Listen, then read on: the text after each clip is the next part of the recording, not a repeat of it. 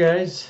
So yeah, I guess funny thing happened that apparently Crunchyroll and basically all pretty much other pretty much sites where Eden Zero chapters are released had released both chapters 137 and 138 this week. So because I only have the so because I only have the energy in order to review one chapter right now, what I'm gonna do is I'm gonna review 137 tonight and pretty much get to 138 tomorrow, which does fit perfectly to fill the gap of the week and a half void I have left before I can resume reviewing the anime.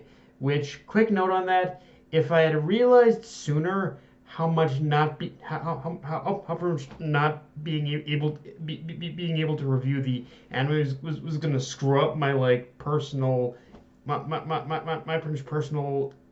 personal equilibrium of anime and manga reviews, I would have waited a little longer in order to review the second episode. Like I would have waited like at least until now in order to review the second episode, but because I went ahead and I reviewed episodes 1 and 2 consecutively, in consecutive days, I guess it was like it just kind of threw me off. Um, Also, you're not going to hear me complaining about getting two chapters released in the same week, but I wonder why this is happening because so far as I know, the manga isn't on break next week, so it's don't get me wrong. If from Horikoshi has if oh sorry if from Mashima has from this kind of work ethic in order to release two chapters for us, hey, I'm all for it. But at the same time, it's just one of those things where it feels kind of random. Like it felt just kind of random in order for Mashima to do this. Like again, not complaining, but it's like all you needed to do was give us one chapter, dude. But it is what it is. Like I said, I'm not gonna complain about it. I'm all for two chapters of Eden Zero. But yeah, it kind of came out of nowhere. When stuff like this happens, it kind of comes out of nowhere, and I always expect there's a purpose behind it. I think. Um, but with that said, let's get into the chapter itself because I rambled on enough.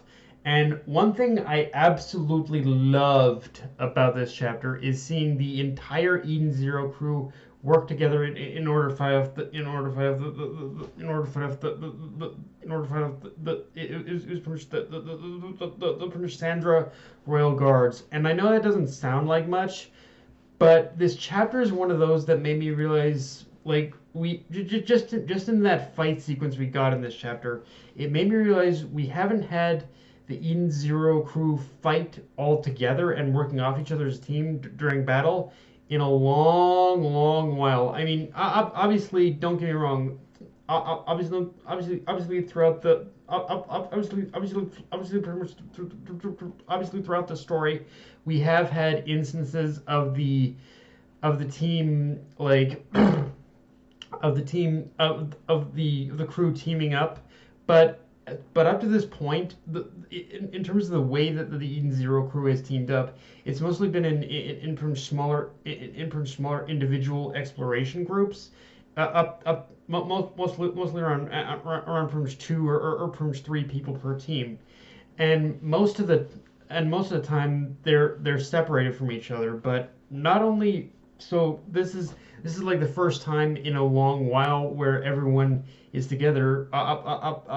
Obviously, the ones still missing are the four starshines, but it's also it's also the first battle in a long while where we're reminded just how well the Eden's crew collectively how well the Eden's crew collectively work off each other. And what I like especially is how everyone wasn't just there in order to be there. Every member of the crew had some part to play in the battle, like big or small. Everyone was basically pretty much part of this battle. And I weirdly my favorite part, weirdly enough, is pretty much seeing Pino just and the way she had participated in this battle. Like I really love how I really love how her specific skills of being a little miniature EMP bomb actually came in handy with this in this battle. That was my favorite part because I feel actually it's been a while since Pino was really used had utilized her powers in the EMP bomb. So yeah, it's nice to see that being used. Um, and I also I've gotten also another thing about this battle is I've gotten better at telling when Prince Mashima really enjoys drawing an action sequence. And I can tell you just by reading this chapter, he really enjoyed drawing this one because every action, reaction, and just action, reaction, and just everything was just so dynamic and just sucked me in so much. And and even just kind of the little touches were great, like seeing seeing Rebecca and Shiki's devilish smiles while mowing people down was both epic and hilarious at the same time. That is just classic Eden Zero right there. I don't think I've seen them have those faces in quite some time, but I loved it.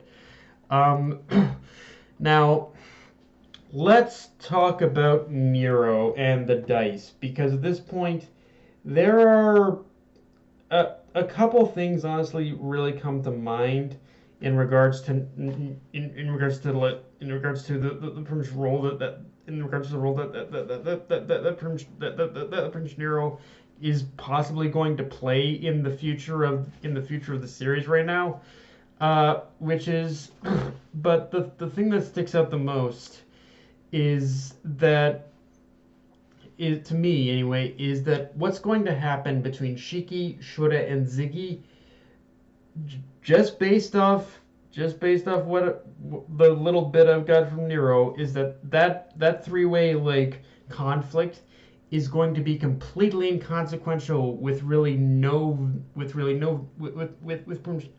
neither of these three ending up the victor. Because I'm sorry, no one is that confident unless they have a plan to completely screw everyone else involved over. So to me, just pretty much Nero's whole dialogue, what he's talking about in this chapter, tells me the only two people who could inevitably end up with the All Link by pretty much the end of this is either going to be Ziggy or Nero. Because again, there is no way in hell Nero would be this goddamn confident if he didn't have some means by which in which the All Link would inevitably end up in his possession. There's just no way. There's just no way with that look of pure unwavering determination in Nero's eyes that man doesn't have a fucking plan. He knows something we don't, and he's got something waiting in the wings that'll allow him to take complete control of the All Link away from both Ziggy and Shura. I don't know. At this point, I'm convinced they're pretty much kind of out of their league, honestly. Um, and yeah, let's talk about the brief little conversation between Laguna and Shiki, because at this point, there's no denying there's a shared history between Laguna and Nero, and at this point, it goes without saying, but that history is definitely tied to the temple as well. At some point, Laguna was pretty much I don't know, a guard or he was part of the six maybe at one point. But yeah, Laguna, he's definitely has a history at the temple for sure. And and and just of course, with that being the case, the $1 million question is how exactly Laguna's past is linked to the temple. What exactly is his past? And I can only assume that within the next couple chapters, we're obviously obviously going to get a flashback in order to get the answer to these questions. But yeah, that right now there's a definite obvious link between Laguna and the temple right now, and I honestly have to praise Mashima again, because actually have to praise Mashima again when it comes to Laguna, because when it comes to Laguna, he might not be the most complex character, but damn it, I find it so fascinating how Mashima managed to take this one character who I thought was just a one-off flunky of Draken Joe and made him just so interesting on a dime for me. I find that fascinating, frankly. But yeah, guys, that's all I got for this review. If you enjoyed the video, like, comment, subscribe. Follow me on Twitter, Facebook, and Electric Control. Then signing off. Later, guys.